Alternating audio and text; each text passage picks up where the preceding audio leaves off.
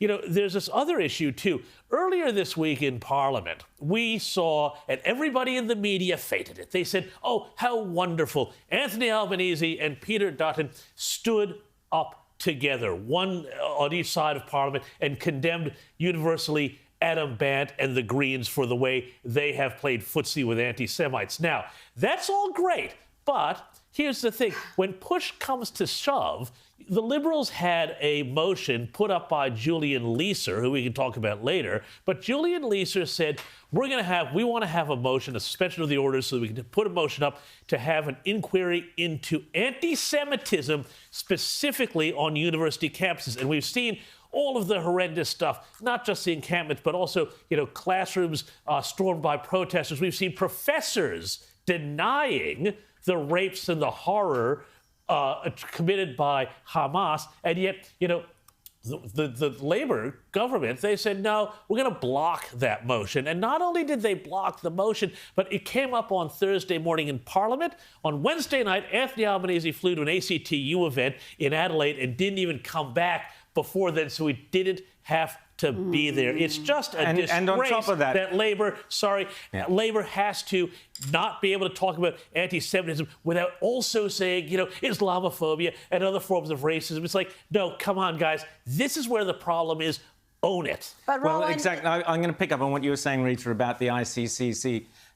So that's the International Criminal Court, who have requested the arrest of Benjamin Netanyahu, the man who was just rescued from Gaza 4 of the hostages. The ICC, the International Criminal Court, which Australia is a member to, US refused to have anything to do with it, quite sensibly, calling for the arrest of Benjamin Netanyahu. Now, Peter Dutton quite rightly came out and said he would be prepared to leave the ICC for Australia to quit the International Criminal Court, which we should do based on that decision alone, in which the ICC compared Hamas leaders with the elected officials and Prime Minister and Defence Minister of Israel. We should be leaving the ICC.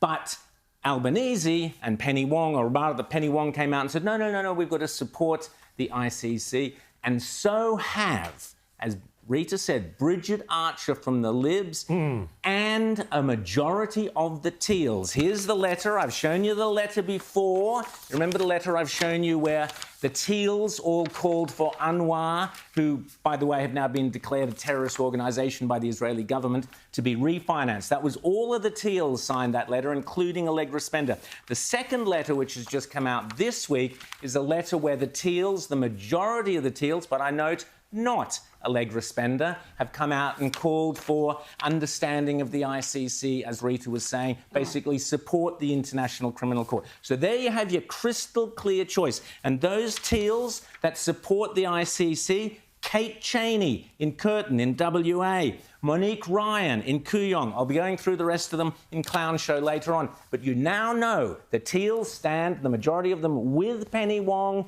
against the interests of Israel and, I believe, the Jewish community. Or you have the Peter Dutton version, which says we will get out of the ICC if we're in power. That's your choice at the next election if you support Israel. We were clear about what the Teals are before the election.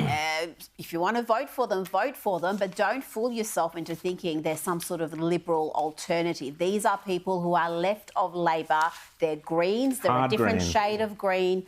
That's where they are. So if you want to back that, back it. But for the love of God, don't pretend that you're voting for a conservative or centrist option. Yeah. They ain't centrist. But back to this bipartisan moment between Dutton and the Prime Minister against the Greens, the question is, if you actually mean that, if you say that this party has lurched so far left that they're embracing hate and extremism and being hostile to Israeli interest, then for the love of God, get rid of your preference deal. Exactly. Labor are in Parliament, Labor are in power because of Green preferences. Exactly. So if you have and that... You're not suggesting the Labor are hypocrites, are you? Oh, I'm just saying, if this was a party on the right that the coalition had a relationship with, that did preference deals with, that relied on to get into power, then that would be the overwhelming message from the media and from every left-wing politician is you've got to disavow them. Yep. You can't, on the one hand, say, well, we don't approve of what they're doing here, but then be in a cosy deal with them. Well, John Howard said exactly this. And in fact, he called on both the Liberals and the Labour Party to make an agreement to preference the Greens last, to downgrade and expel this force from politics. It's a malign force, and it needs to be spat out.